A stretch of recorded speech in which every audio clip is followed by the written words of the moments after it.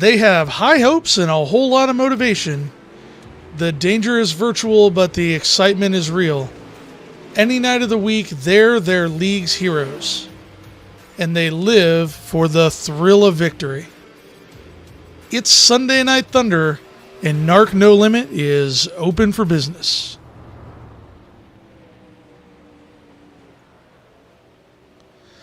Welcome to Sarver, Pennsylvania for the Simrad Market No Limit Sprint Car Invitational at Lernerville Speedway tonight. We have a full show on the line for the evening here at this just over quarter-mile, high-banked, no guardrail track. That's right, no guardrails on the turn 1, 2, or the turn 3 or 4 side. There is a guardrail on the front stretch that you can catch, but everywhere else, it is free game. If you can't keep the car on the edge of the cushion, you may want to think about not driving up there, because once you fall off, there is really no catching up. Beautiful weather tonight, 80 degrees, about 27% humidity, clear skies, and no wind. That's a huge factor. Wind here at Lernerville can often come to bite cars in the butt if they're not careful, because it can absolutely blow you off of the top of the track depending on where it is blowing. A normal wind here blows from the turn 1 and 2 side to the turn 3 and 4 side, or the opposite of that, and it is not unusual for that wind to cause cars to fall off the top of the track. Cars are out there taking hot laps right now.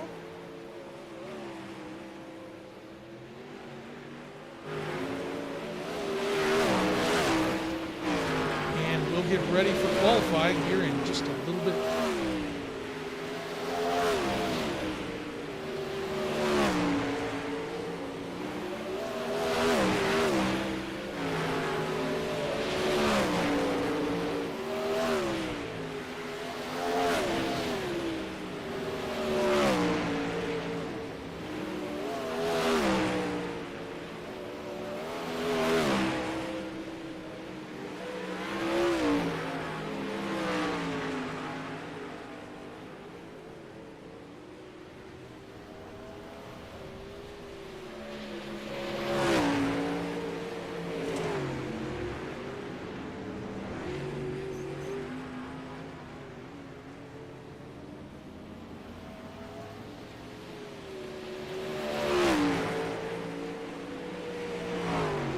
Get ready for qualifying. Just a little info about the high limit format, or the no limit, format here for the sprint cars.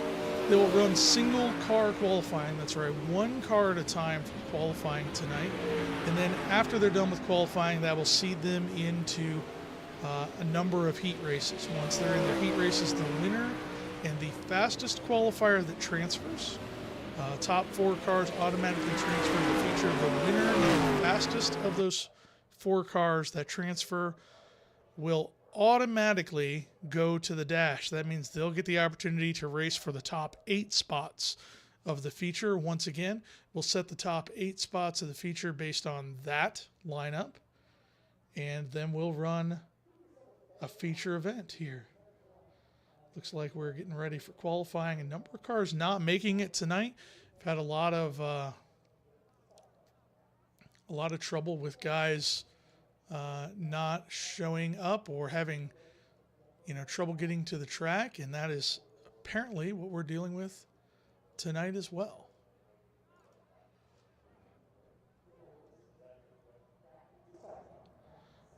First car out on the track.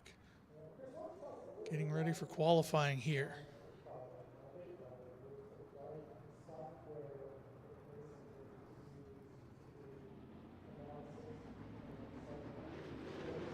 First car out on the track. Yeah, that's right. From Carlisle, Pennsylvania.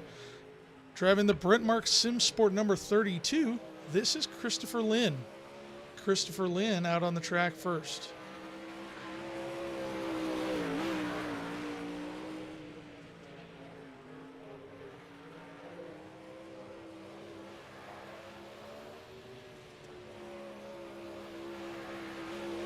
This is first lap. coming in at 13.16. 13.16, Chris's first lap. And his second lap,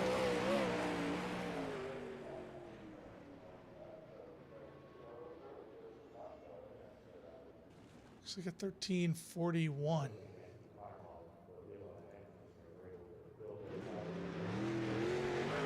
Next car out on track from Warrensburg, Missouri. Driving for Black Diamond Motorsports in the number 10 car. It's going to be Ryan Scheidt. It's his first night here running with us, filling in for some other Black Diamond drivers that we're not seeing tonight.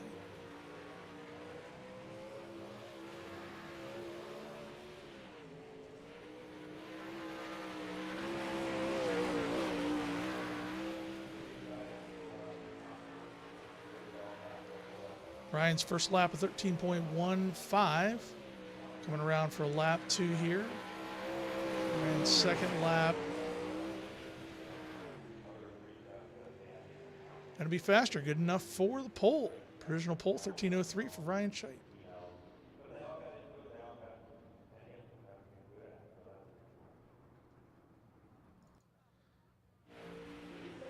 Next car out on track, driving the number 20 for the School of Sim Racing. This is going to be Jeremy Weigel out of Fayetteville, Pennsylvania. Jeremy, a house car driver, filling in some field. He had some availability and was offered the opportunity to finish out the season. Looks like he's going to probably try to finish out the season. First lap for Jeremy, a 13.16, good enough for third place provisionally. That second lap's been quicker for all three drivers so far here. Let's see what he can do for lap number 2. Lap number 2 for Jeremy, 13.09 quicker. Not enough for the pole. Jeremy Weigel in the second spot.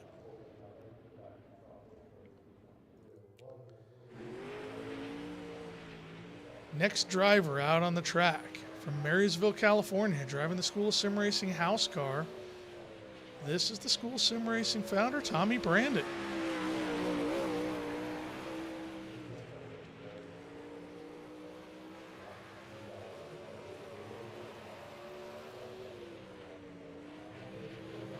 Tommy going all the way to the top of the track. First driver to really put a good line up there.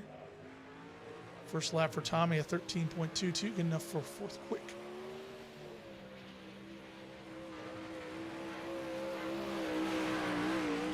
Tommy's second lap. Not quicker, a 13.24. It's going to tag him in for fourth place. Next up on track, driving the SSR Elite number 7 tonight from Brookland, Arkansas. This is Zach Janes.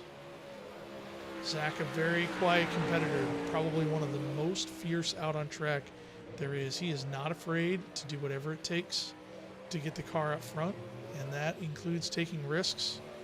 Definitely a checkers or wreckers type driver. Zach's first lap, coming in at 13.18, good enough for fourth provisionally here.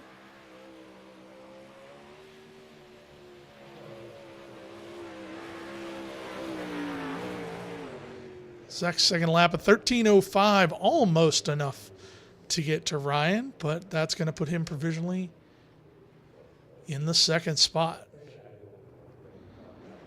Next up out on track, another SSR Elite driver, someone who also drove the house car 1 week and has had some availability open up, been offered the chance to finish out the season. From Atwood, Indiana, this is Bryce Barris.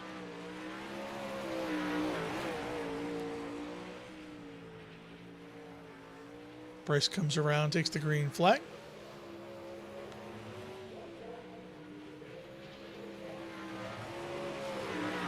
Lap 1 for Bryce, a 13.36, good enough for sixth. See if he can improve on that here with lap 2.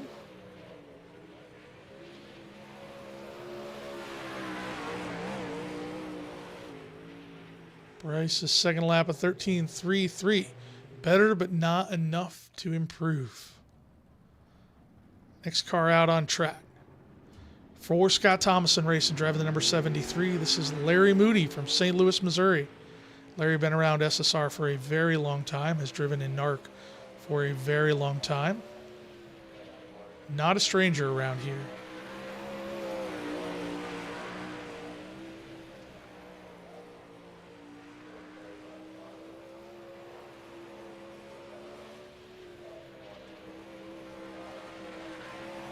They're coming around for lap number 1.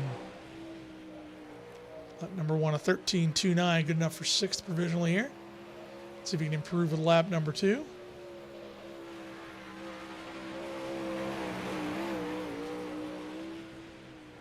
A little bit of improvement, a 13.19 up to 5th for Larry Moody.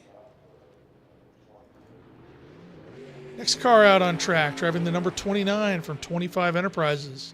From Bloomington, Indiana, this is Steven Stewart.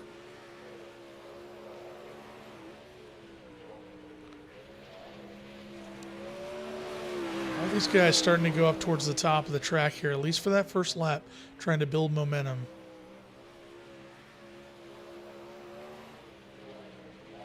Stewart now going to the middle. A little loose on exit. Stewart's first lap of 13.18, good enough for 5th. Let's see what he can do on lap 2. Most guys improving on lap 2. Keep it a little straighter on exit. He does. Stewart's second lap. Not going to be an improvement. 13.26.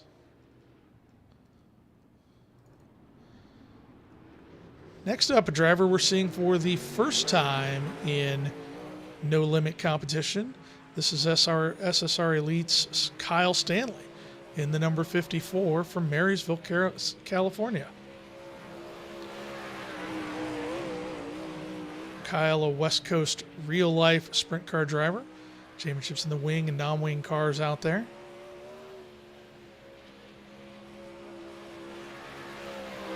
Kyle comes around lap number 1. Going to be a 13.17, good enough for 5th place. Kyle's lap number 2 as he comes around, hugging the bottom, digging hard. 13.05, good enough for 3rd place. That's going to tie James's time.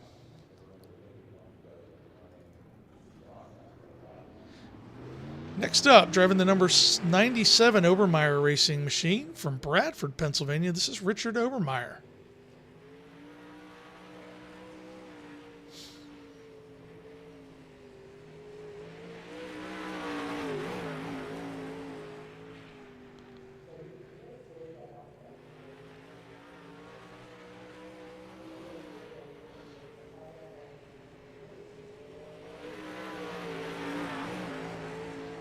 Richard's first lap, a 13.60, good enough for 10th spot. That's putting him behind Bryce Barris. See what he can do for lap number 2. He goes up to the top of the track, gets a little bit loose, hangs on to her coming down the front straightaway. Not going to be an improvement for lap number 2.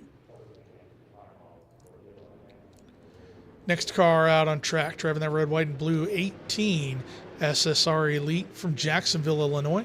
This is Brandon Garman. Brandon getting the Tough Luck Award here for No Limit all season. Just has had the worst luck across all of our races. Fast guy, he's putting in the time. Just not showing the results. Brandon Garman's first lap here. 13.34, good enough for 10th. See what he can pull out for lap number 2. Really good looking on the top in 3 and 4. Lap number 2 for Garmin, a 13.33. That's going to tie Bryce Barris.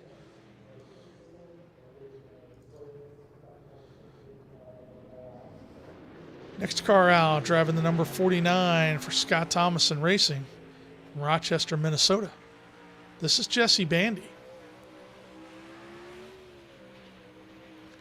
Something you can kind of hear in the cars is just some guys have these cars geared really high and some guys have them geared really low. And those guys that are geared really low just, they don't have the top end speed right now, it seems, on this tacky track to pull it off.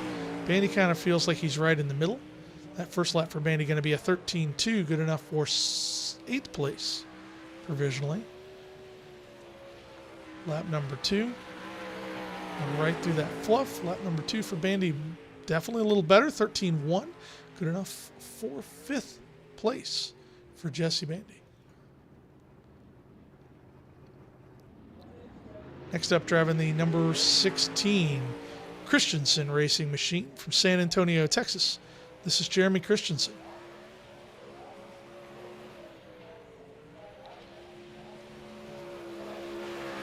Christensen, a pretty big lift there on the entry of 3 and 4. Takes the green flag.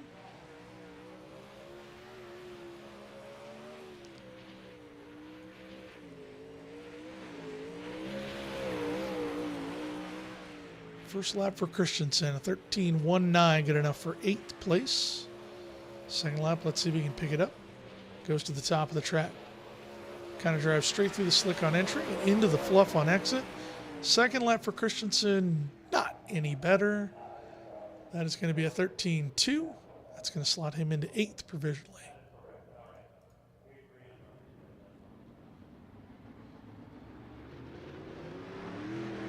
Next up on track, a former NARC winner, driving the number 95 Hagen Brothers Racing vehicle from Northwood, Iowa. This is Brent Hagen.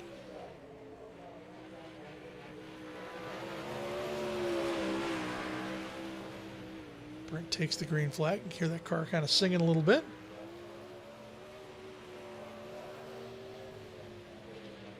Right through the fluff in 3 and 4. Hagen's first lap, 13.35, good enough for 13th.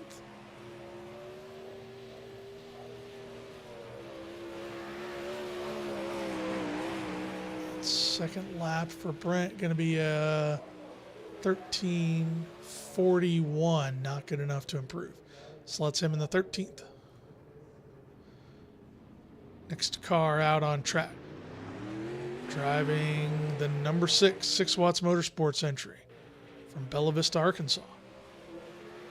This is Mike Doc Watson. Oh, getting a little loose there in 3 and 4. Recovers. Takes the green. Probably not going to be good for this first lap. Feels like Mike's having a little bit of motor trouble there. You can hear the motor kind of cutting in and out. We'll see how he can do though. Really loose coming off 4. First lap for Watson, 13.93.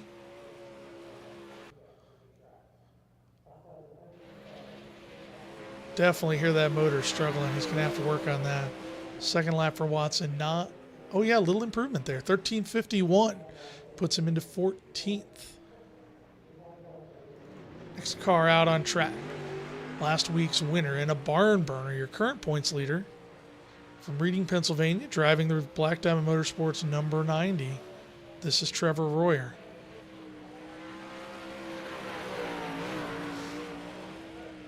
Trevor takes the green flag, goes down to the bottom. The top in 3 and 4. This is a momentum type lap right here.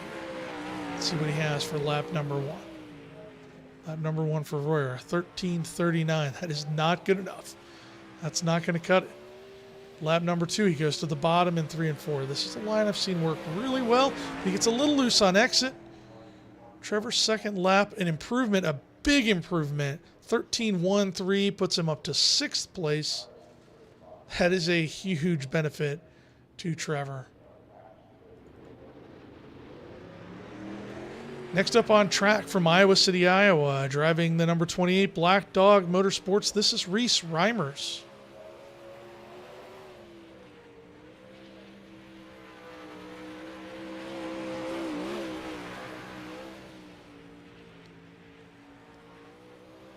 Reese takes the green flag. Kind of running the middle in 1 and 2. Up to the top in 3 and 4, but not really on the top. You can see just under the cushion. Lap number 1 for Reimers at 13.58. Right in the marbles in 1 and 2. See if he can improve here. He goes down a little bit this time in 3 and 4. There's definitely more grip there. Second lap for Reimers, going to be a 13.32. Definitely an improvement. Bumps him up to 12th.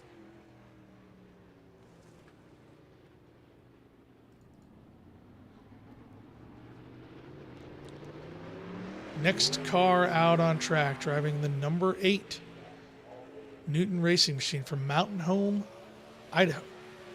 This is James Newton. Mountain Home, Idaho, home to a big Air Force bomber base. Very familiar with the name of that city.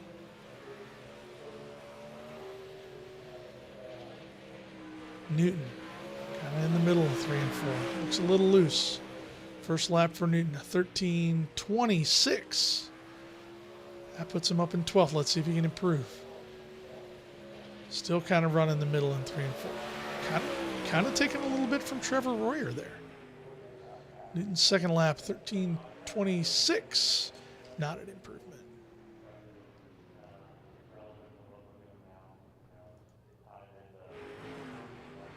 Next car on track, driving the number 518 Inferno Motorsports from Dwaynesburg, New York. This is Joseph Grandy.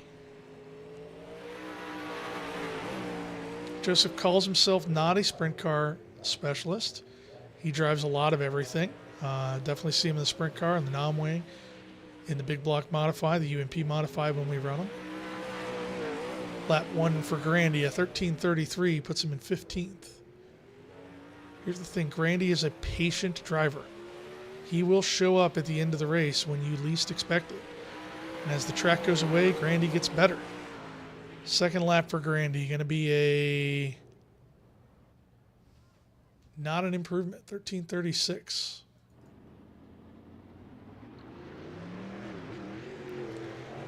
Next car out on track, driving the 187. Inferno Motorsports entry from Uniontown, Pennsylvania. This is Rick Main.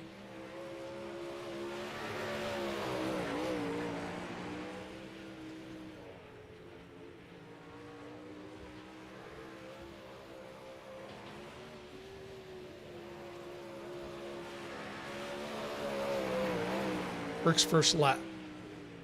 Going to be a 13:97. That is going to plot him into 20th. Let's see if we can improve in that second lap. Second lap for Rick, 13:31. That's going to move him up to 13th. Also, a little shout out to Rick. Congratulations on the new baby. Heard that's why you weren't here last week, and we hope everything's going well at home.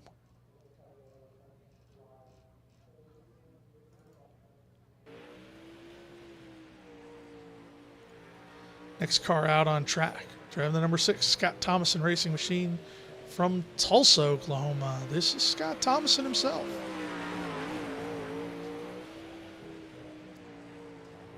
First lap for Scott here. Relatively clean in 1 and 2. Right below the slick line there in 3 and 4. First lap going to be a 13:55 for Scott. Good enough for 20th. Let's see if he's got improvement here in lap 2. Looks a little better in 3 and 4, especially on the exit in lap 2. Going to be a little better, exactly how I described it. 13:41 for lap number 2. Going to slot him into 19th. Our final qualifier out on track. A multiple-time NARC champion, multiple-time NARC winner across multiple disciplines. Driving the number 80 for Ironman Motorsports from St. Louis, Missouri. This is Vinny Sansone.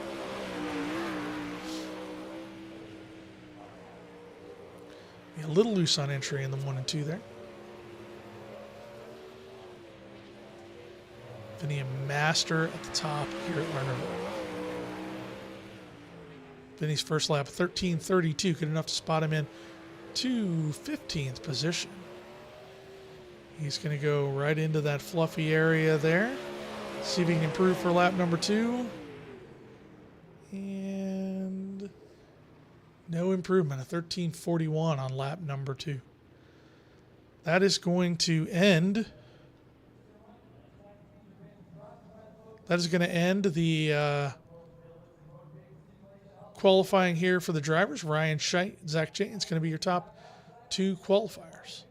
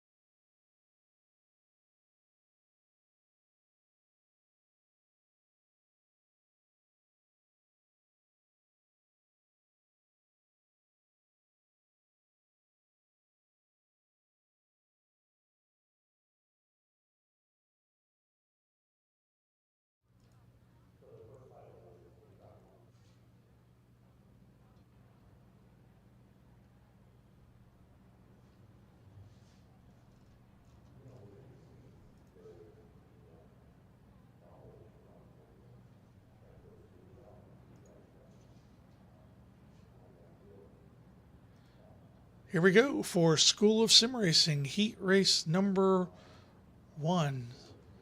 Still did not get that grid grid layout fixed.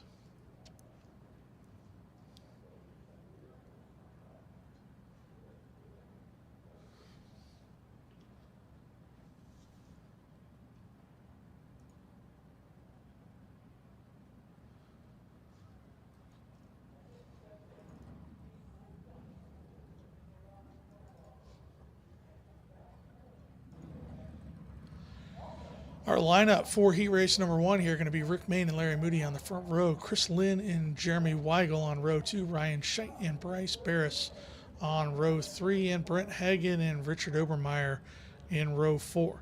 Top 4 finishers from this race are going to advance. The winner and the fastest qualifier.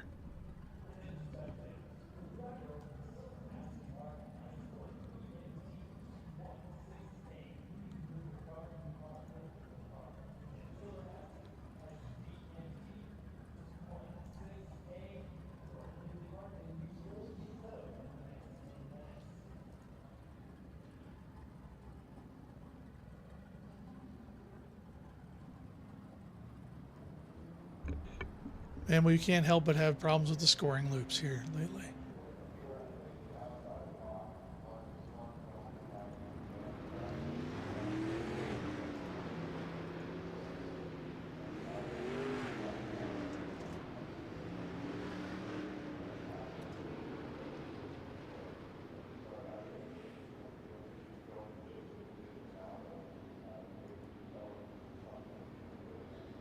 There we go. Now we got some decent scoring. Sorry about that little technical difficulty. I'm all alone in the booth tonight, so having to do a little bit of everything. So whenever there's a problem, it's going to take me just a little bit longer to catch up with it. Mayne and Moody going to lead them off. Top 4 will transfer. Winner and fastest qualifier that transfers will make the dash. Mayne, Moody, Lynn, Weigel, Barris, Scheit, Barris, Oberheimer, Brent Hagen.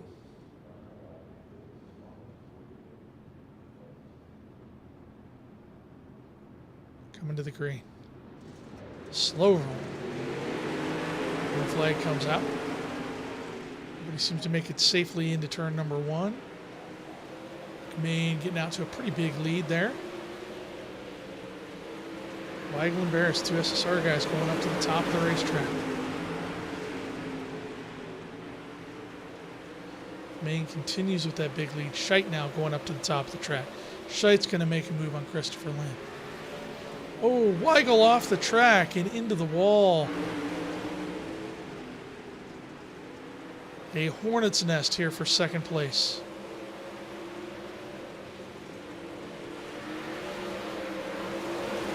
Moody holding up Scheit a little bit. Mayne getting out to a huge lead. Nothing they can do. Lynn's going to move back into that 4th place. Scheit gets a move on Moody. At the top of the track. Move the 10 car into P2 now.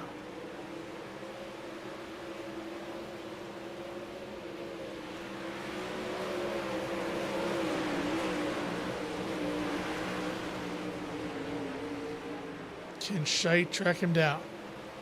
About a half a second gap at this point. 5 laps to go. He's coming too. Better watch out. Fastest car on the track, 13-13 for Scheit to Mayne's 13.65. He is tracking him down.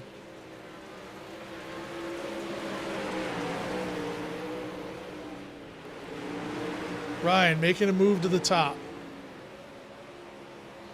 Ryan Scheit to the lead now. Makes it happen like he was standing still. Absolutely putting on a clinic.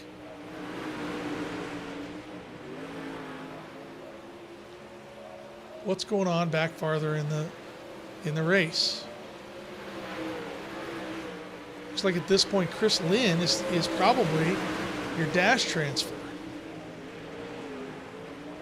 Barris can make the dash. Checkered flag's out. Scheidt's going to take the win. Maine's going to come in second. Chris Lynn is going to come in third, almost getting beat by Moody there.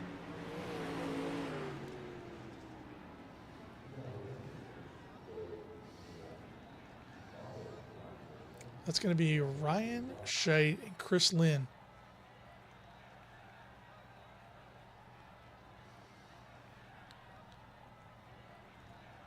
Heat race number 2. Still no luck. Heat race number 2 is going to have Reese Reimer and Tommy Brandon on the front row. Stephen Stewart and Jesse Bandy in row 2. Zach James, Joseph Grandy in row 3.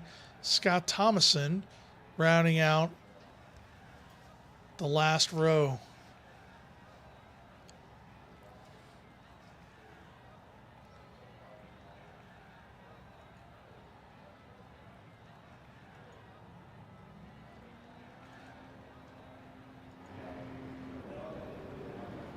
Reimers and Brandon, Stewart, Bandy, Zanes, and Grandy, and Thompson rounding out this one. School Sim Racing Heat Race number 2. Going to be 10 laps. Number top 4 transfer here. Winner and the fastest qualifier to transfer will go to the dash. So remember, it's not just a winner and fastest qualifier. There's no lockout rule like you saw in some events earlier this season. We're not running that at all. Zach James, your fast qualifier out of this one. Means all he's got to do to transfer, all he's got to do to make the dash is transfer from the heat race.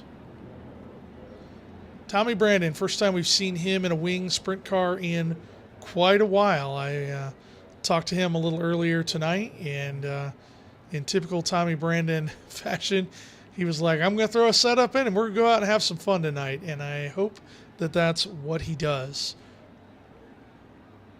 Starting on the front row here, Reimers and Brandon come to the green flag. Green flag's out. Looks like everybody's going to make it into turn 1 pretty clean here. Brandon on the top. Tommy Brandon just shoots out of turn 2 like a rocket ship to the lead. But Stephen Stewart's on the bottom. Brandon's going to lead lap number 1. And man, Reimers just gets into a load of traffic and absolutely gets clobbered. Tommy Brandon crushing it on the top, man. Stewart following. Brandon with a 13:48. Stewart's 13:68. Brandon's the fastest car on the track at this point. Jesse Bandy a little bit of a bump there. Can Stewart track him down? Zach James sitting in 4th place, but getting some serious pressure from Joseph Grandy. Zach, all he's got to do is transfer here, but he does have to transfer. There we go. Zach's going up to the top now. Now Zach looks to have it under control. He's starting to pull away from Grandy. Tommy Brandon out to an almost 1 second lead at this point, putting on an absolute masterclass. That's what SSR is all about. Now here's Zach James putting a move on Jesse Bandy. He's even caught up with Stewart. What did we talk about in qualifying? And you just saw it there. Little bobble by James on the top. He's not afraid to drive the car harder than he has to. And at this point, he almost has to because Joseph Grandy is right back to his tail tank. James, an absolute rocket ship, goes to the bottom. Big dive. Slides back up in front of Bandy. Bandy nowhere to go. Zach James takes the 3rd spot. But Bandy attacks right back to the bottom. Slides up the track, not all the way to the top. Zach James into 3rd. Nothing he can do about it. He's going to throw the slider now on Stewart, but not enough. He leaves a lane. That's going to allow Joseph Grandy to get back to Zach's tail tank. Now Bandy's running the bottom. Final lap of the race at this point. Tommy Brandon takes the win. Stewart, James, Bandy going to be your transfers, with Joseph Grandy, Thomason, and Reimers wrapping up the field. So that's going to be Tommy Brandon and Zach James both going to the dash after this one. What a great run by Tommy Brandon. Probably should have given him more TV time there. All right.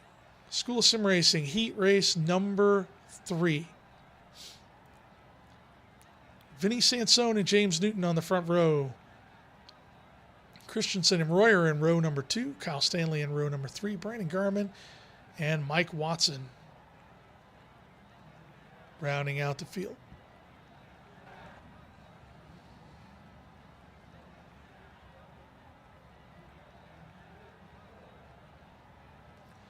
Kyle Stanley in that catbird seat for this race here. Maybe. Let's see how they line up. I think it's Stanley in that catbird seat. Catbird being the car that qualified the fastest in my mind here. And yeah, out of this heat race, that's going to be Kyle Stanley, who I believe is third fastest qualifier. So Kyle, all he's got to do at this point, transfer. But let's look at the field in front of him. He's got Christensen, Royer, and Sansone he's got to battle with. Behind him, Brandon Garman will absolutely give him a run for his money here. A little bit of a weird pace lap here. Guys start to collect things up. Let's go out on the pace car. We're going to go green this time by.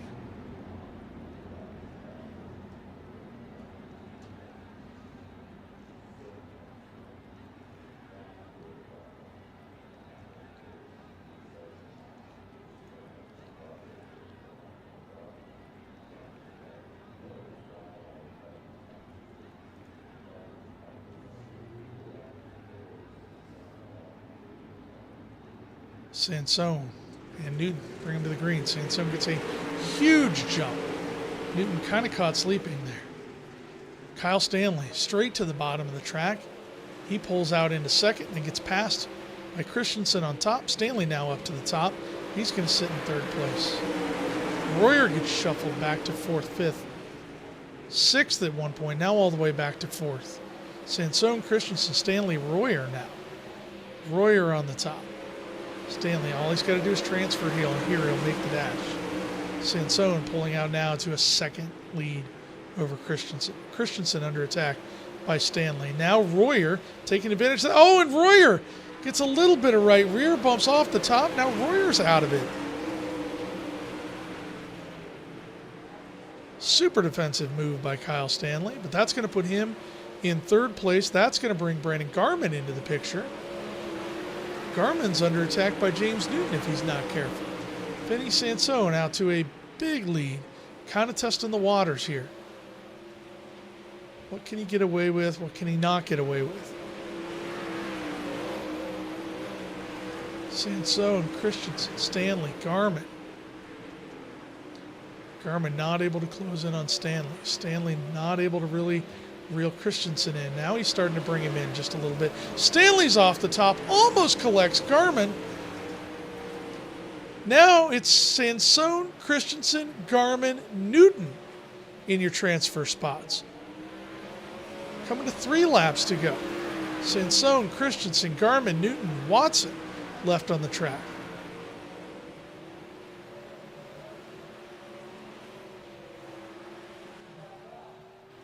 Watson still having some engine trouble. You can hear it out there on the track. You can hear that car sputtering, cutting in and out. 2 laps to go. Sansone, they're spread out. There is no battle on the track. Nobody is putting it out there. Sansone running this last lap. He's going to come out of turn number 3 and 4. And wins School of Sim Racing, heat number 3. Christensen, Garman, Newton, your transfers. I have no idea. I think it's Christensen. Christensen will go to the dash. Absolutely. Christensen will go to the dash. That ends heat race action here. Let's let Christian McCartney take us on a tech trip and learn a little bit about track.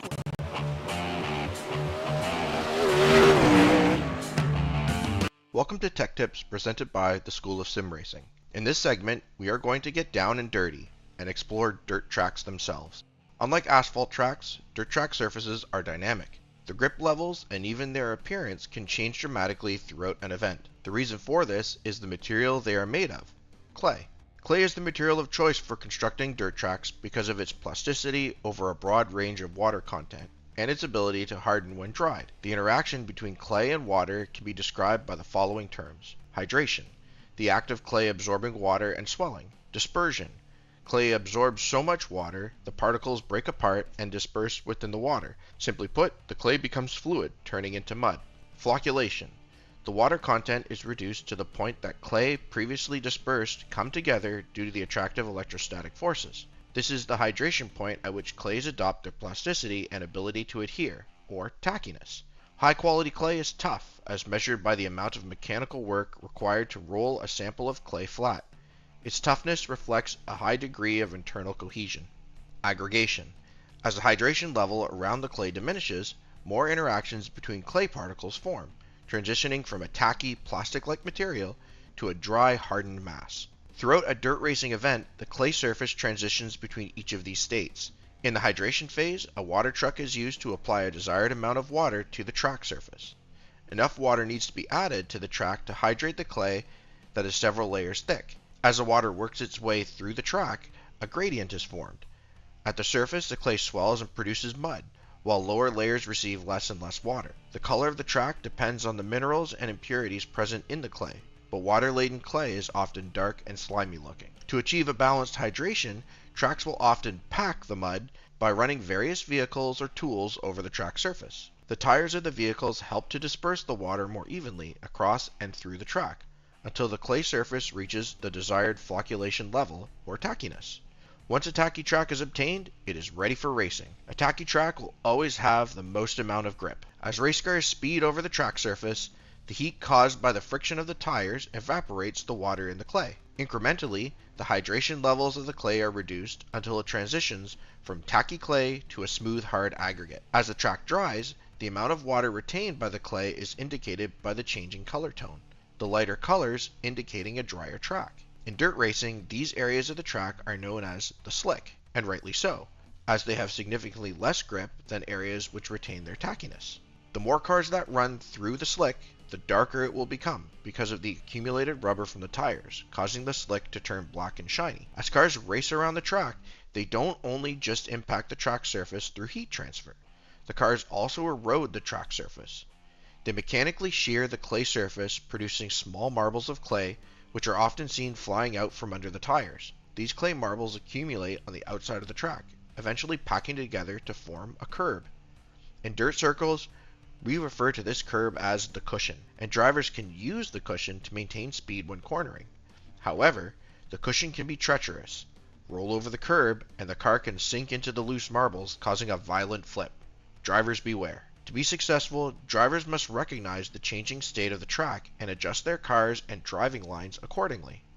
This has been Tech Tips presented by the School of Sim Racing.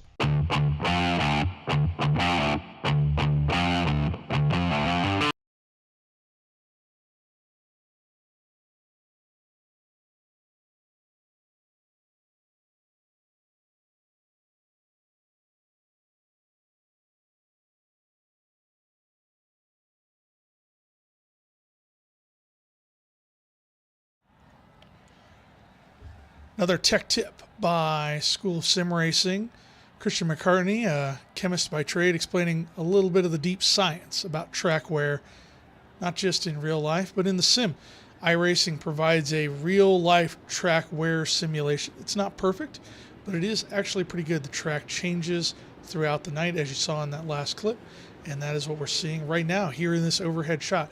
You can kind of see those darker areas where there may be a little bit more grip, those lighter areas where some of that grip is worn off, and then those slick or like almost driven in spots you can see at the top of the track here.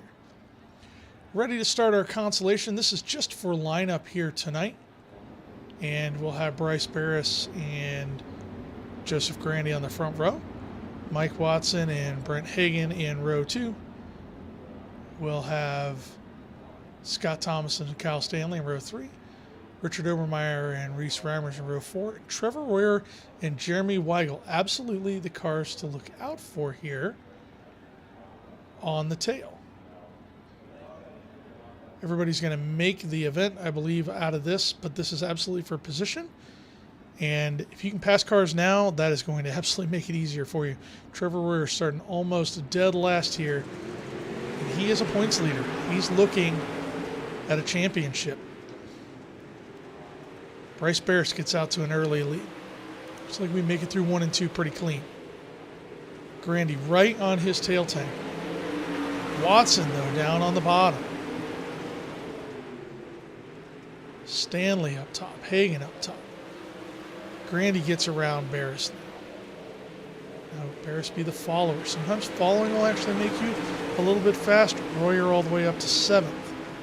Weigel's starting to make a little bit of room. 10 laps to go. Stanley goes down to the bottom trying to make a move on Barris. Cuts up, leaves him. Oh, doesn't leave him a lane. Teammate on teammate violence. That is never great. That is going to be the saving grace for Trevor Royer, though, who moves all the way up to P2 at this point. Weigel now up to P5 from shotgun on the field.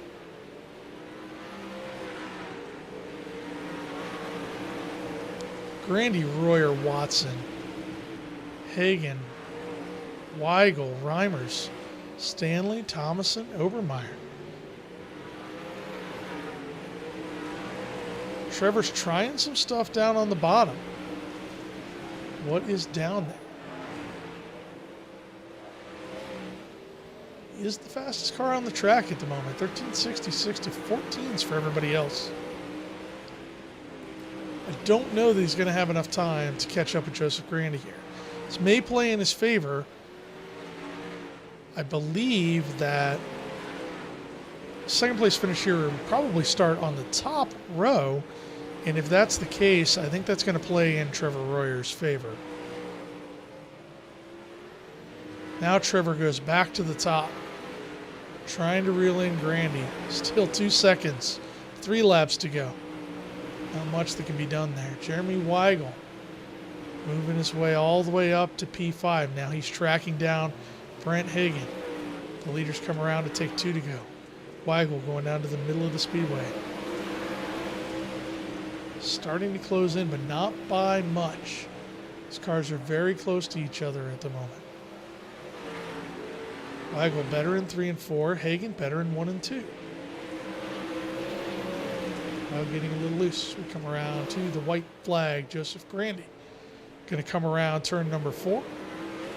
Grandy, Royer, Mike Doc Watson, Brent Hagan, Jeremy Weigel, Reese Reimers, Kyle Stanley, Scott Thomason, and Richard Obermeyer. Watson looks like he's getting scored all the way down in 5th. May have been a little bit of that engine trouble he was having earlier. Like maybe that car started to sputter a little bit there at the very end. All right, up next is going to be your dash, our lineup for the dash. Starting in 6th place, only 6 cars in the dash tonight. Going to be Zach Janes with SSR. In 5th place, going to be Vinny Sansone with Ironman Motorsports. Then it's going to be Jeremy Christensen in 4th, Ryan Scheidt in 3rd, Tommy Brandon starting on the outside of the front row, and Chris Lynn starting on the pole. Give him a minute to get the cars kind of lined up. Very manual process here for the dash. Also a manual process when we get to the feature lineup. We will line everybody up in the actual correct order, which requires us to go kind of against iRacing's scoring.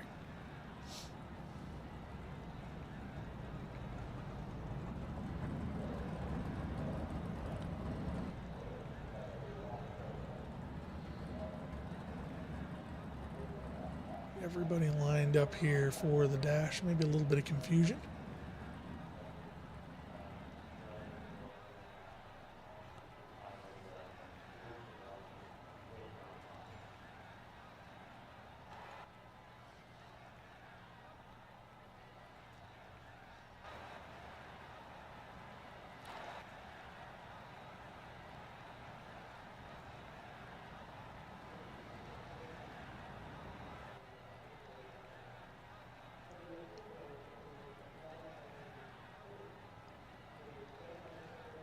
While waiting for these guys to line up, a little word about Simrad Market, who is our sponsor for this series.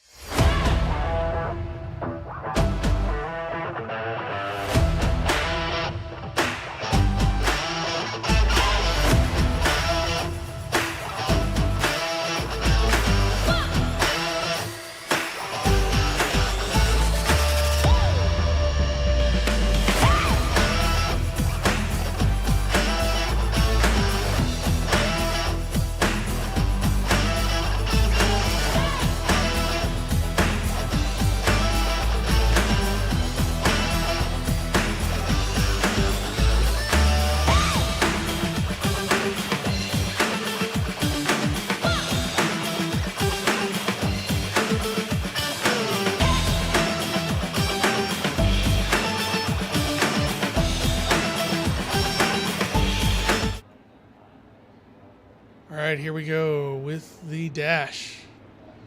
6 laps. Then gets off to a quick start. Brandon, not a really great start there. Ryan Scheidt down on the bottom.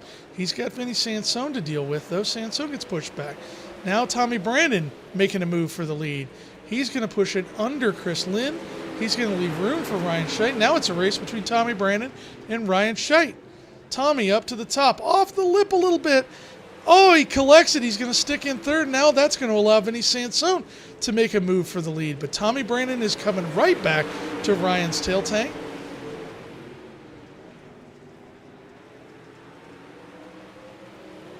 Now Tommy's starting to fall back. Ryan Scheidt and Vinny Sansone battling for first and second here.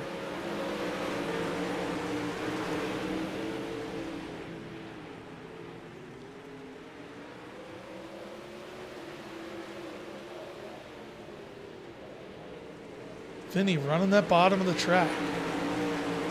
Very non-wingy line, which is Vinny's specialty. Ryan just absolutely ripping that cushion, though, driving as hard as he can. Vinny just kind of on cruise control down there. A lot of room for him to make a mistake, but he's not pushing as hard. Scheidt's going to have the lead. Tommy Brandon and Zach Janes putting a run on it.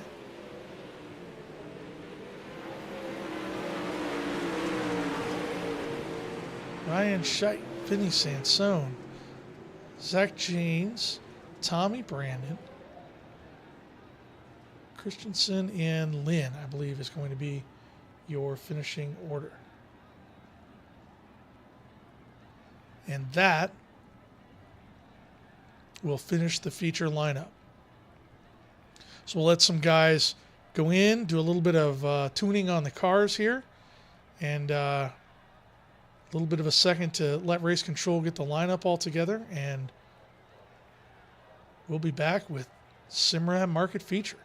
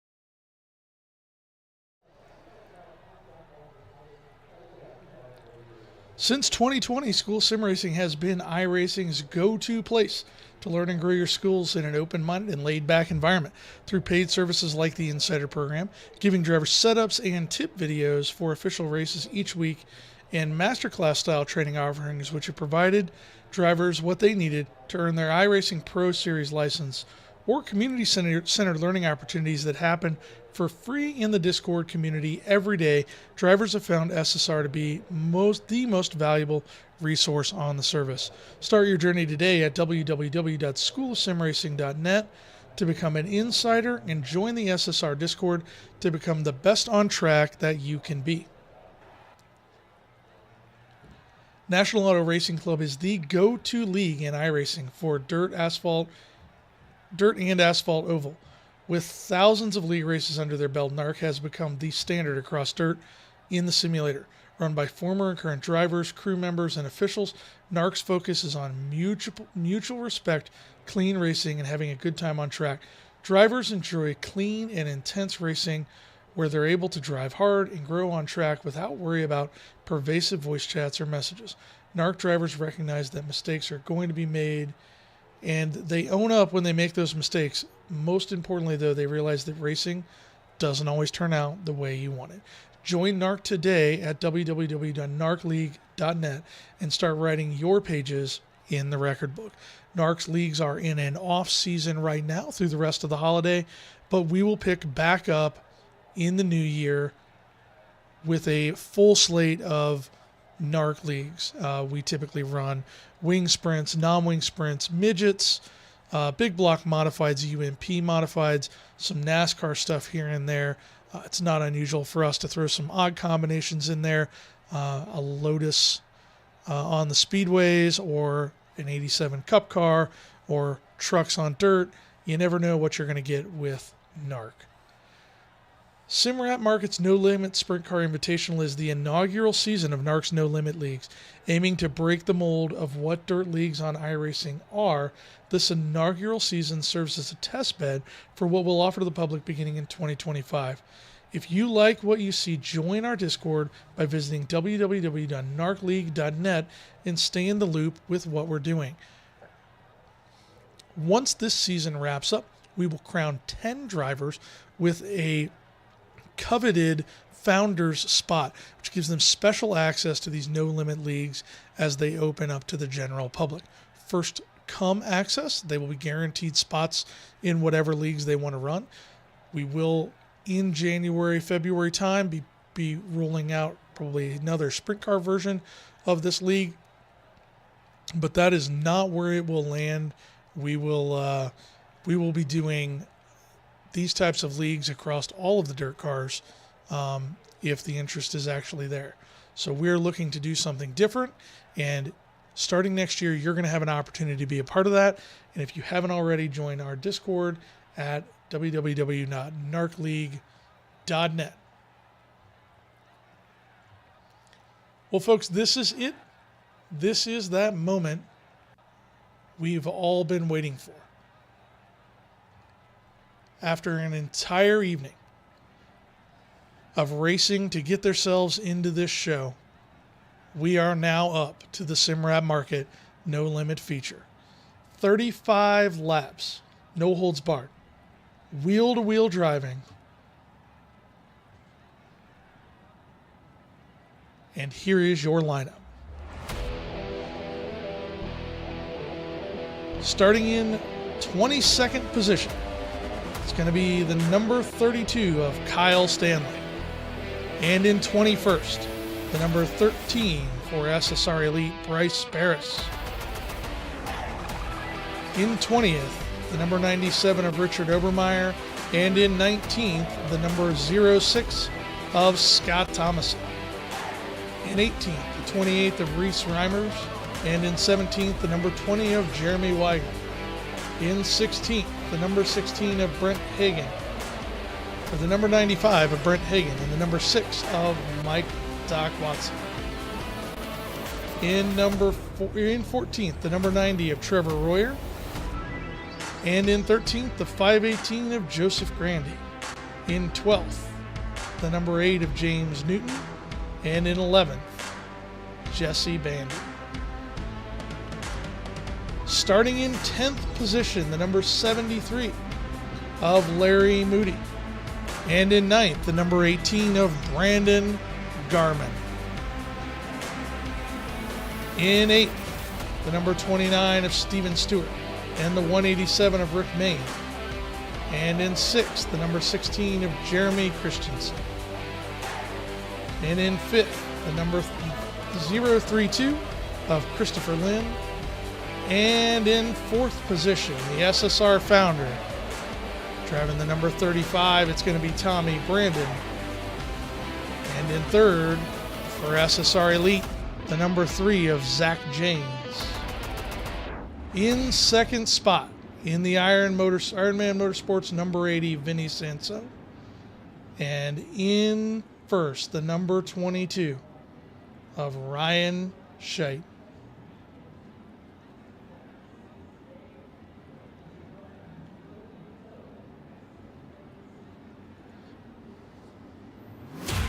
Lernerville Speedway, welcome to the main event. Before you are the 24 cars and stars of the Simrat market, NARC No Limit Sprint Cars. They've done battle all night for the opportunity to give you the best show that sprint car racing has to offer. 35 laps, 24 drivers, only one will come out on top.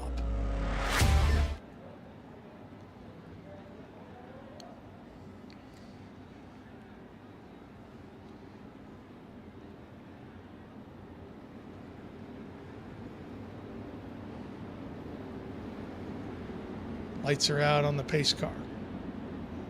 1 lap to green. Ryan Scheit, Vinny Sansone, Zach James, and Tommy Brandon lead into the green. 35 laps.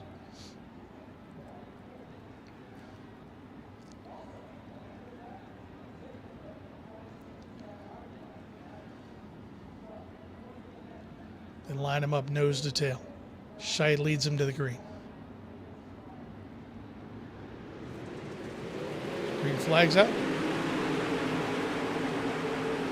Scheit immediately to the top of the speedway.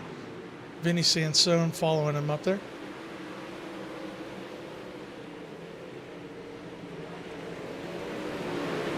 So James running that bottom. The contact in the back of the pack.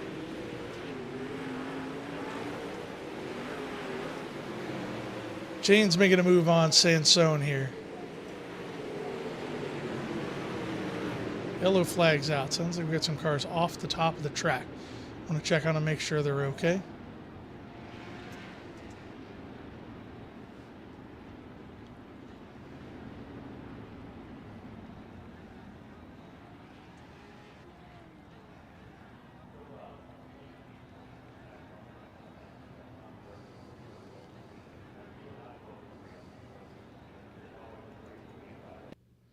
Let's see if we have something here.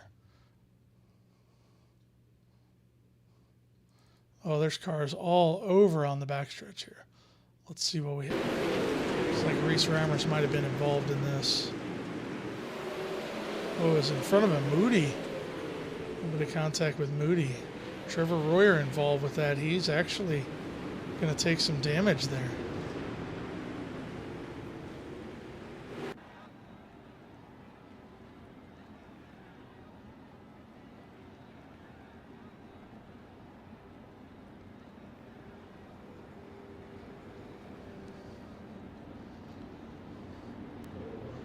It's a Scheit James and Vinny Sansone. Christopher Lynn, Tommy Brandon back there.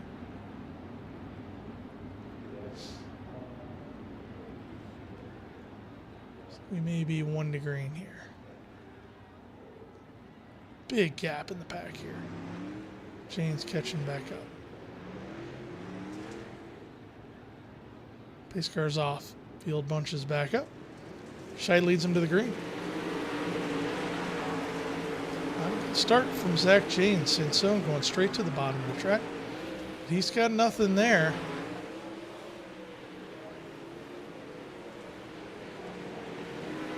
Sansone and James now both run on the bottom of the track in 3 and 4.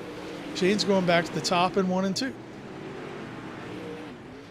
Yellow flag is out again. What happened this time?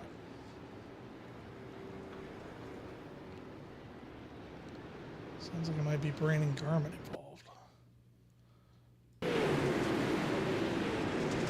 Oh, Rick Main got sideways. They all kept it going though, and then Brandon gets pushed off the top or comes off the top. Maybe something was broke after that. Oh, it looks like he had a steering failure. Yeah, car just didn't turn. Nasty hit into the wall. Wow. Big hit for Brandon. Absolutely terrible luck he's had this season here in No Limit.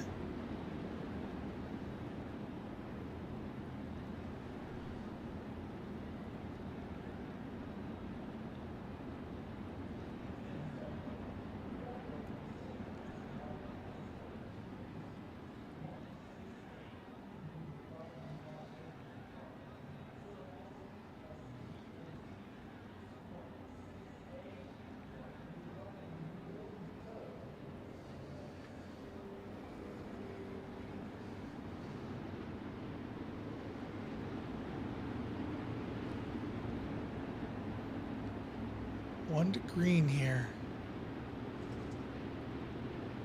A lot of shakeup. Garmin out now. Trevor Royer in the pits. Maybe off the track. Need to check up on him. Let's see what we have going on. Looks like he may be back out. Maybe back out on the track. We'll check up on Trevor here in a minute. Green flag's out. Shake goes to the bottom here. Kind of bunches the field up. Nobody really knew where we were going to start. That is the leader's prerogative. Chris Lynn all the way down in the apron. Almost takes out Vinny Sansone.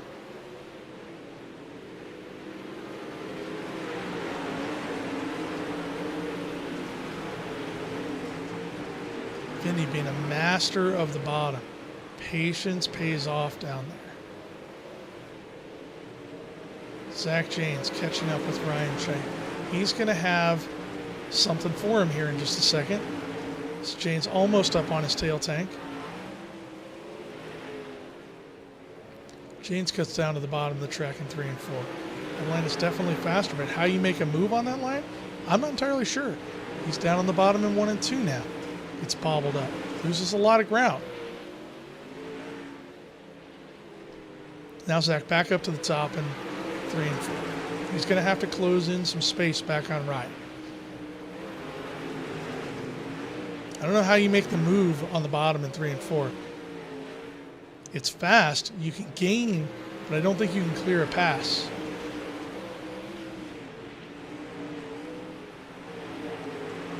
Further back in the pack, Bryce Barrett is up 12 spots to 10th.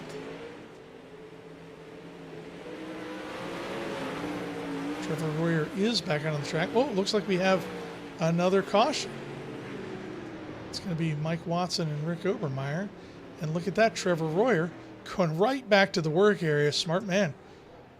Let me go get some repairs. Still a lot of laps left. Let's see what happened here.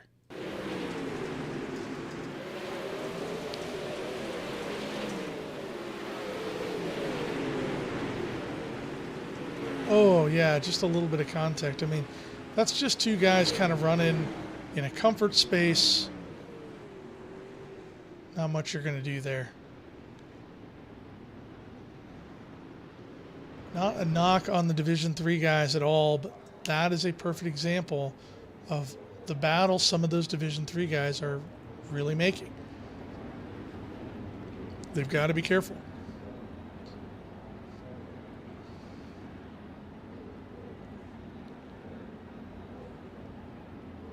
Another shot at this here for Zach Janes. But Sansone, he's sitting back there learning. And here's the car to watch out for. He fell back at the very beginning, but he's all the way back up to 4th. Tommy Brandon. Could he be a spoiler here? I tell you what, if Zach and Ryan and Vinny get to racing each other, Tommy's the kind of guy that takes advantage of that situation.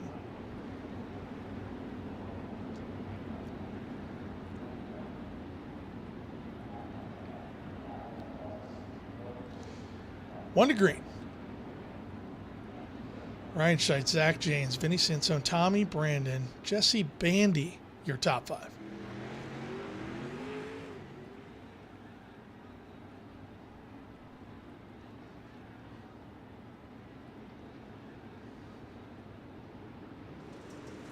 Ryan starts from the top. Vinny gets a pretty good move on Zach James. He's going to make a move in 1 and 2. Jane's kind of stuck in the middle. Jane's in that slick spot. On the exit of 3 and 4, Vinny Sansone is going to have second for that lap, but I don't think it's going to be enough to actually hold. Now that Zach has gained some momentum up top, I don't think Vinny can hold that spot. That's exactly what we're seeing.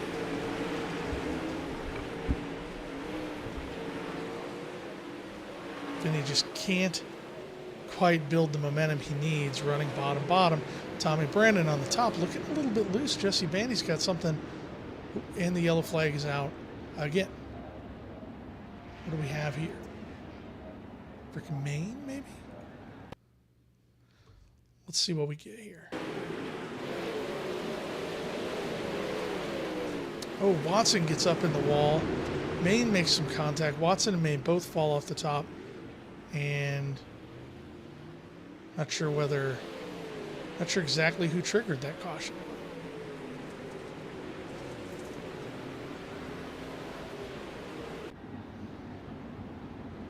All right, 20 laps to go.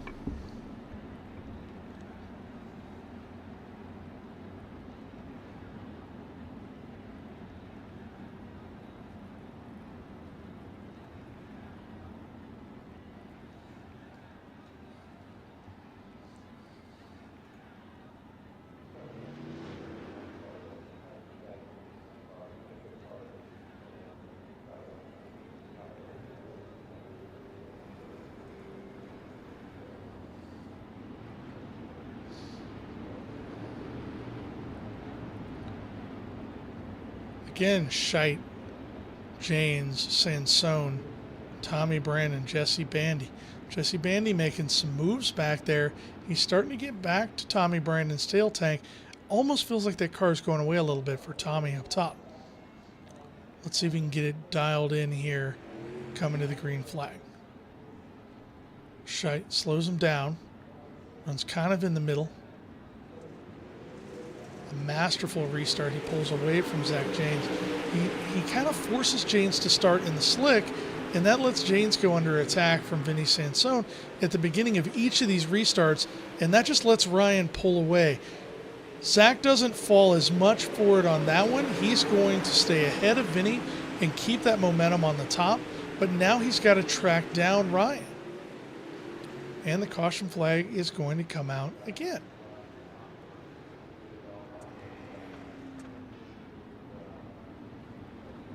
See if Bandy, well, we'll have to check the scoring. Bandy may have gotten around Tommy Brandon there. Let's see, maybe Kyle Stanley for this one? Let's see who we landed. Kyle throws a slider on Bryce. Kyle's up on the top. Oh, just slips off the top and into that outside retaining wall. Literally the only wall you can get into, and Kyle found a way to hit it there tonight. That's a tough break for him. But putting the car where it needs to be, right up on top, that's something we teach people a lot. You put the car where it's comfortable, and you may be able to beat some guys, but you're not going to beat the best unless you put the car where it needs to be. And right now, I think what we're seeing is the car needs to be on the top. If you're scared to get up there on that cushion, if you're scared of falling off the edge, you're going to limit yourself. You're not going to catch these top 5 guys.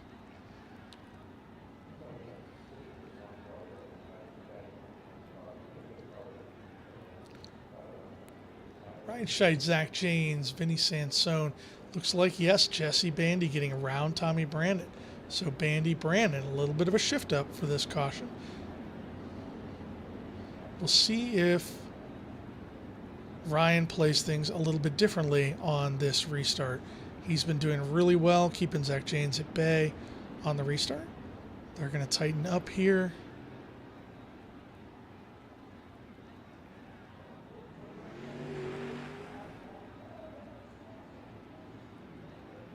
Here's your top three. Ryan starting right on the top this time. Again, forces Janes down into that slick. Janes really all over the place. That's going to let Sansone get completely around him by the time they get into turn one. But Janes fires off like a rocket on the exit of 1 and 2. That is where that speed is. Yellow flag is out again. Yellow flag out again. I tell you what, Janes is like a rocket ship on the exit of 1 and 2 when he gets the car in the right spot. I don't think Sansone can get around him on the bottom there. I almost think you're going to have to do something to put him in a position where he has to check up. Oh, this one might have been Tommy Brandon involved. Let's see what we got.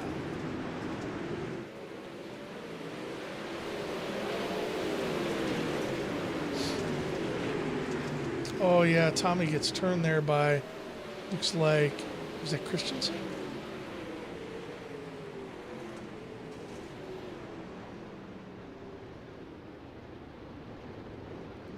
That's a tough break for Tommy. He was having a really great run tonight.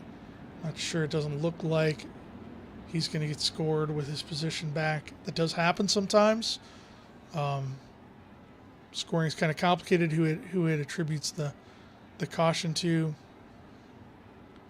It's like Christensen comes out kind of the winner there. That's racing sometimes. Tommy got around.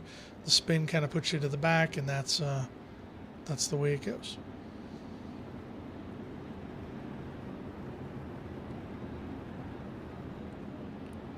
So again, what can Ryan do on this restart to, again, he keeps doing something different every single time. It is such a unique approach to these restarts, and it is the reason he's getting away from Zach Janes here. My fear is that Zach is burning up his tires trying to fight Vinny. Coming to the green here, Ryan, right up on the top, gets a great start. Zach actually gets a better start, but just a little late to the gun. Vinny goes down to the bottom along with Bandy and Christopher Lynn, but Zach Janes and Ryan Scheidt on the top, just absolutely rocket ships on the exit of the corner. You can see where that momentum starts to pay off.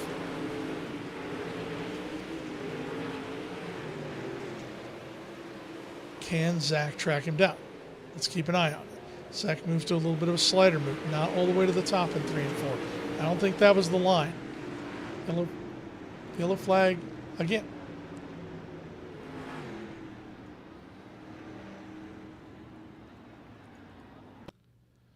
Let's see what happened here. Back in the pack, Jeremy Christensen.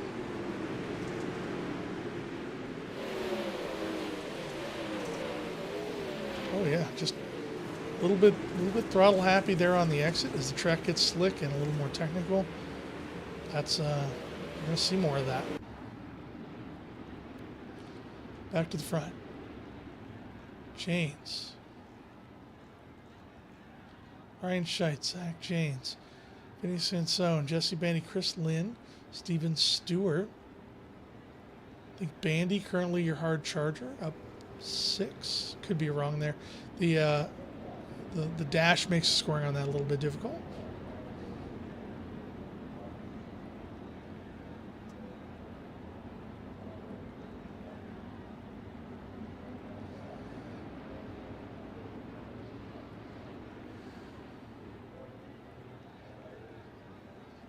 Give him one more shot.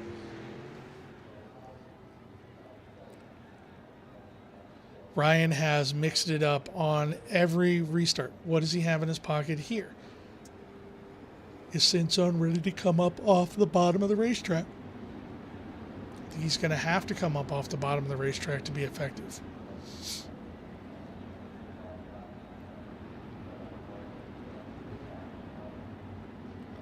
Track has just gotten pretty top dominant at the moment. I think there's a lot of raciness available here. Just guys are going to have to get some time to work it in. We need some green flag laps. Let's see what we can do. It's the way these races work sometimes. Sometimes there's just a lot of cautions. Janes gets the best start he's had all night there. He goes straight to the top of the racetrack. drives the absolute grin out of it. He's right on Ryan's tail tank going into 3 and 4. Janes goes to the bottom of the track. He's going to try to catch that grip. Scheidt just pulls away from him. The bottom is just not happening. It's just not there. There's just too much momentum on the top. Now, did Zach squander the opportunity? Can he catch back up to Ryan with 13 laps to go? Zach a little loose on the exit. Nothing going there. It's going to take him some time to free that back up. Jesse Bandy starting to fall back off of Vinny Sansone's tail tank a little bit. Sansone still set up, running the bottom. He's not going anywhere there.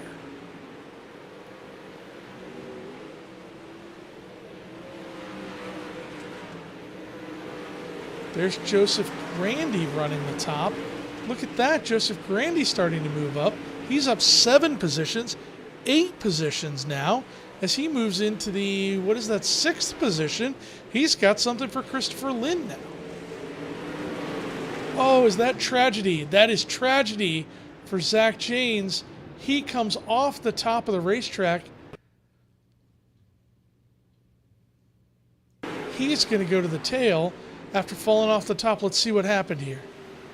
Zach in 3 and 4 just gets a little wheel off. And there's nothing you're going to do there.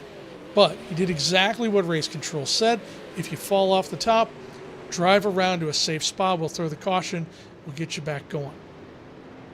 But he's going to lose it all. He's going to go all the way to the tail there. Don't think he lost a lap, but he's going to go all the way to the tail. Oh, and then he gets clobbered by Richard Obermeyer. That will definitely end his night.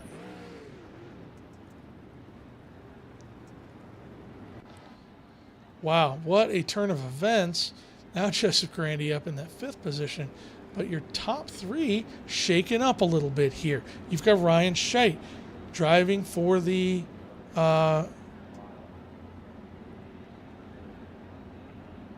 driving the 10 car. You've got Vinny Sansone in that Ironman 80. You've got Jesse Bandy in the Velocity 49 back there. Now he's sitting in the top 3. Can he hold off Christopher Lynn, Joseph Grandy back there? Chris Lynn, Grandy, Steven Stewart, James Newton. There are some big-time players in those bottom divisions now playing for top spots. This is going to be a huge shakeup for the Division 2-3 points.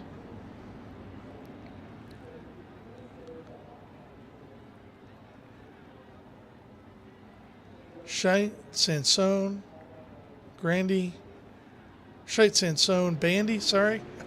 Too many Andes. Scheidt kind of in the middle. It's a pretty good jump on Vinny Sansone. Now with Zach Janes out of the picture, Sansone still goes straight to the bottom. That's where Bandy's going to stick as well. Chris Lynn under pressure now from Joseph Grandy. 8 laps to go. Bandy now kind of running the middle of the track. Running a consistent pace. But Grandy right up top. You know who else is up there? Oh no, I thought that was Tommy Brandon we were seeing up there. It's not. It's actually James Newton we see up there running the top. And look at that. Zach Janes all the way back up to 8th in that restart.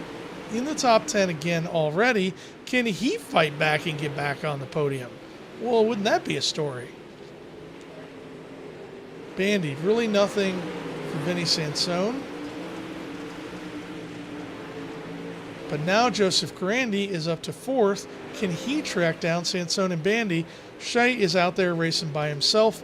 It's like a practice session for him. He's just pulling off qualifying laps at this point. Bandy's going to have something for Vinny here. Oh, Vinny, huge patch of grip and pulls to a huge advantage there on the exit of 2. You can do that again. Scheidt's in lap traffic. Now the rest of the leaders are in lap traffic. Grandy's here, boys. Ooh, Obermeyer a little bit in the way of Sansone. That's going to let Bandy have a shot at him. Sansone goes down to the bottom. Doesn't get the entry he wants, and that costs him, but he still gets a good pull. Now as Bandy's focused on Sansone, we're down to the last lap. Can Ryan Scheit pull it off? Can Joseph Grandy be the spoiler here? Coming around to take the checker.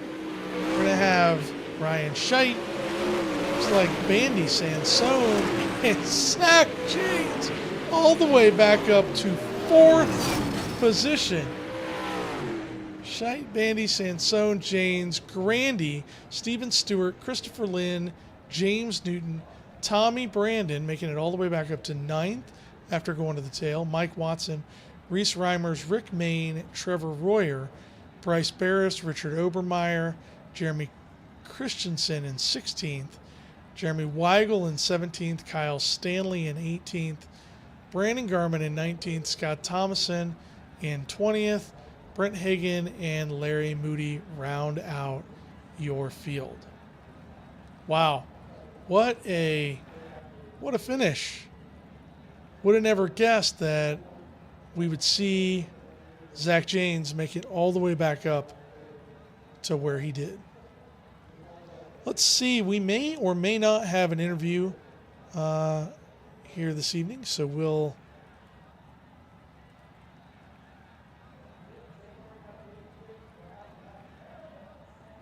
keep an eye out, see if we can get down there and talk to those guys down on the track. But what a finish as we have Ryan Scheit coming in as a substitute for Mason Hannigan, who's racing at the Dome this week, and wins the race for him. What a run. What a great run. What a great race. Lots of interesting things that we saw from folks. Looks like we've got Ryan here.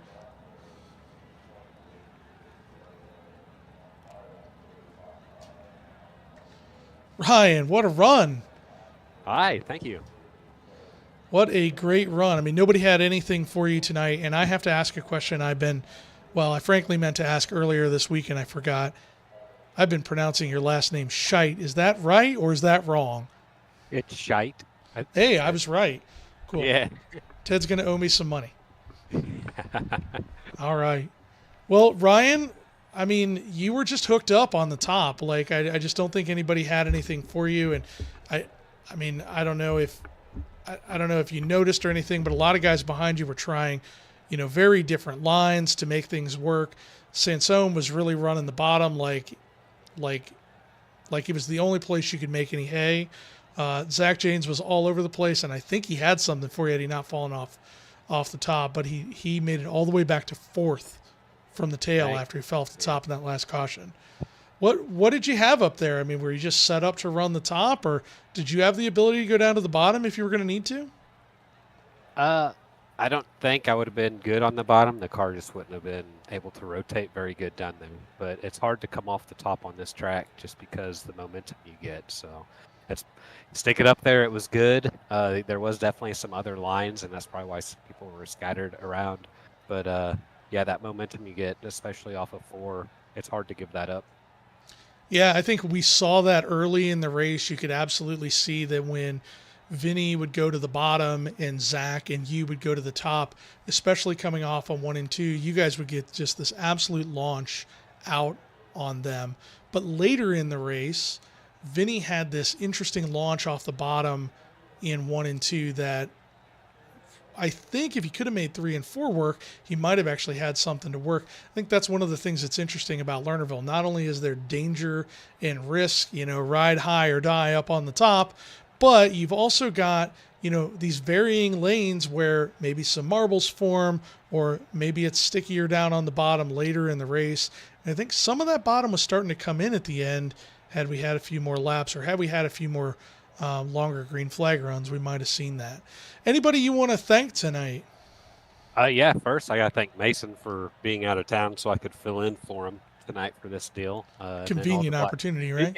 Yeah, and then all the guys at Black Diamond, Tim Nichols with Tim Sims, Ross with Velocity Designs, Nate with Totally Tinted, Zach at Rounds, Wraps, and Tints, and you all for putting this deal on. It's fun. A bit challenging for tonight's feature. Would have been nice to have been able to get more in a rhythm, but you'll have it that way sometimes. So, yeah, it happens, even to the best. I think, Ryan, you are one of the newer folks over there at Black Diamond, right? I mean, Black Diamond's a pretty well-established team. It's been around forever.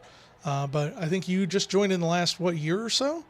No, I've actually been around for, I don't know, 4 or 5 years now, I guess. Okay, so my apologies. For some reason, I had mistaken that. I know there was a time where a lot of guys were kind of hit or miss and in and out, and they were trying to get things fired back up, and I've seen your name recently around that list. So yeah, back whenever that iRacing build came out that really kind of jacked up the car suspension. I guess not a lot of fun. Yeah, 2019, 2020, a lot of us kind of just took a hiatus and played other games. So yeah, absolutely. Well, appreciate you coming out. Congratulations on the win. Hope to see you again. Yeah, Ryan Scheidt, your winner tonight. Thanks a lot. Jesse Bandy making it up to second place tonight. Kind of a run, beating out Vinny Sansone. Tough one to beat there. He's a pro in pretty much any car he gets in. He's fast in pretty much any car he gets in, and he was definitely committed to the bottom. But you made that middle kind of work out at the end and capitalized on a couple mistakes and capitalized on Zach falling off the top. How'd you feel out there tonight? Yeah, that's just it. Definitely had some racers' luck fall my way, right? Probably had a top 5, top 6 car, maybe 7th place car. Just kept her clean and took what I could take. Yeah, sometimes if you're just there at the end, that's what it takes to finish on the podium, and that's exactly what happened. Not a knock on skill, like you were there, and it's never easy to pass Vinny, and you were patient and persistent with him, and it was really interesting watching behind you. Joseph Grandy was coming, like he had that thing hooked up, and I thought if we would have had 2 or 3 more laps, that would have been a 3-man battle for second place. But it was just you and Vinny coming across the line, and Zach Jane's falling off the top, but he made it all the way back to 4th there at the very end too. So, anybody you want to thank, Jesse? Yeah, everybody over at Phantom Motorsports, Ross at Velocity Race Designs, Bio.com, Dr. Trucking, you guys for the broadcast and the league, Chad Griggs for putting me in the car, just filling in for him since he's running his league, and that's really about it. Well, we appreciate you coming around. We hope we'll see a little bit more of you. I know you're relatively new to the NARC scene, but maybe maybe this is your kind of step into our world. And next season when we kick off in earnest, we'll see you in some of the other leagues too. Yeah, definitely. It was my second time out, I think, second or third, and yeah, it's definitely a great league. I love running it, and look forward to returning. All right, Jesse Bandy finishing second here tonight. Thanks a lot, Jesse. Congratulations. I appreciate you, bud.